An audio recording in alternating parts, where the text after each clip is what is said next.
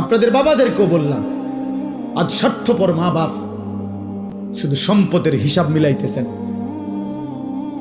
আপনার চোখের সামনে 20 বছর যার স্ত্রী পর্দা করে না, এটা কোনো বেডই? তুমি বেটা কোনো স্বামী বেটা কাপুরুষ তো এত কাপুরুষ হয় না বেটা। মুসলমান তো দূরে থাক, আত্মমর্যাদা যার আছে, আত্মসম্মান, আত্মবিবেক,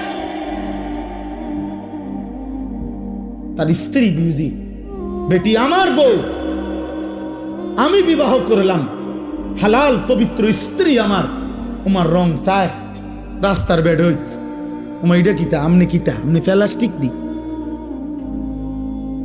আমনি কিতা আসলে, আমি এটা কি জাতের বেড হইতাম না? আপনার গায়েরতে লাগে না?